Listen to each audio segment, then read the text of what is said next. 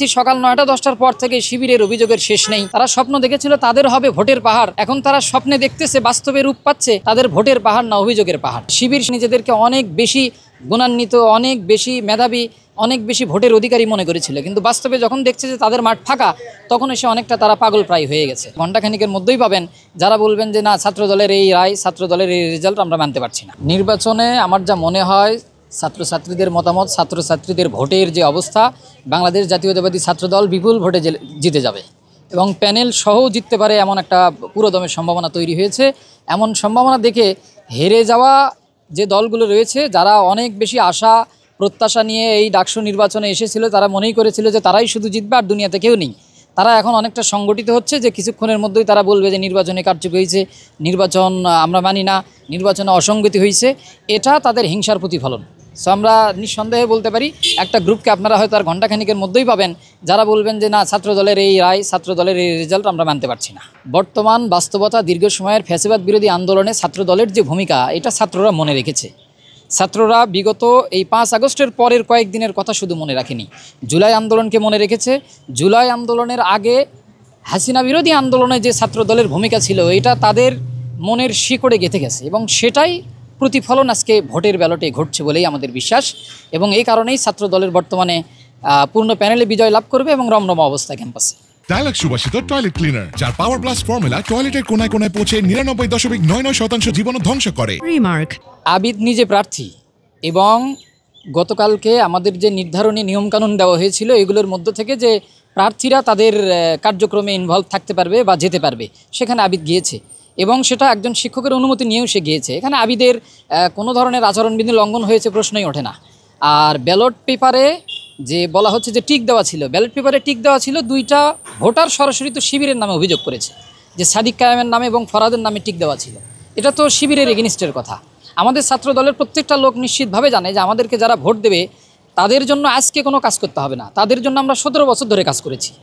ছাত্রদল একদিনের কাজের বিনিময়ে ভোটে জিতবে, এটা আমরা নিজেরা কখনোই কল্পনা করি না। আমরা 17 বছর ধরে যা করেছি, ছেলেমেয়েরা দেখেছে। এদেশে ছাত্রলীগের এগেনিস্টে একটাই দল ছিল, নির্বিশেষে ছাত্রদের একটাই সংগঠন ছিল, সেটা হচ্ছে বাংলাদেশ জাতীয়তাবাদী ছাত্রদল। অতএব তারা ছাত্রদলকেই ভোটের মাধ্যমে আজকে উপস্থাপন করবে সারা দেশের সামনে, সারা দেশবাসীর সামনে। আর শিবির সেখানে স্বল্প সময়ে কাজ করে নিজেদেরকে অনেক বেশি গুণান্বিত, অনেক বেশি মেধাবী, অনেক বেশি ভোটের অধিকারী মনে করেছিল, কিন্তু বাস্তবে যখন দেখছে যে তাদের মাঠ ফাঁকা, তখন এসে অনেকটা তারা পাগল প্রায় হয়ে গেছে। এখন কখন তারা চিন্তা করে যে আমরা ভোট বর্জন করলাম, আমরা এ ভোট মানি না, এমন মতামত হয়তো আপনারা দেখতে পাবেন ঘণ্টাখানিকের মতো। সকাল থেকেই আমাদের প্রার্থী সহ সবাই বলে আসছে আমরা আজকে অভিযোগের মধ্যে নেই, আমাদের এত অভিযোগ আমরা করব না, আমরা স্বাভাবিকভাবে ভোটের পরিবেশ বজায় রেখে সুষ্ঠু ভোট হোক, এর মাধ্যমে যে বিজয় লাভ করবে আমরা সেটা মেনে নেব। আমরা দেখতে পাচ্ছি সকাল 9টা-10টার পর থেকে শিবিরের অভিযোগের শেষ নেই, একের পর এক অভিযোগের পাহাড় হয়েছে। তারা স্বপ্ন দেখেছিল তাদের হবে ভোটের পাহাড়, এখন তারা স্বপ্নে দেখতেছে বাস্তবে রূপ পাচ্ছে তাদের ভোটের পাহাড় না অভিযোগের পাহাড়। আর এই ক্যাম্পাসে যে প্রশাসন আছে, প্রশাসন তো কোনো দলীয় প্রশাসন না, নিরপেক্ষ প্রশাসন। ইভেন এমনও অভিযোগ আছে এই বিশ্ববিদ্যালয়ের বর্তমান ভিসি তিনি জামাতপন্থী। তো তাহলে ওনাদের ভিসি, ওনাদের দলের লোক, ওনাদের প্রশাসনের লোক, এখন এসে অভিযোগ তারা কার কাছে করবে? আলটিমেটলি প্রশাসনই তো এটা দেখবে। সো প্রশাসনকে তো কোনো অভিযোগ থাকলে সেটা প্রশাসন দেখবে।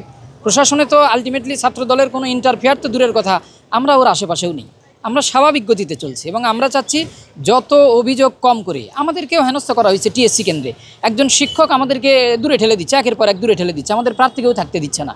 তো আমরা এই নিয়ে কিন্তু খুব বেশি কথা বলছি না, আমাদের কথা হচ্ছে যে সুষ্ঠু পরিবেশে ভোট হোক, ছাত্রছাত্রীরা নিশ্চিতভাবে 17 বছরের অভিজ্ঞতাকে কাজে লাগিয়ে 17 বছরের কার্যক্রমকে দেখে তারা এখানে প্যানেলকে বিজয়ী করবে এবং নিশ্চিতভাবে ছাত্র দলের প্যানেলকে বিজয়ী করবে।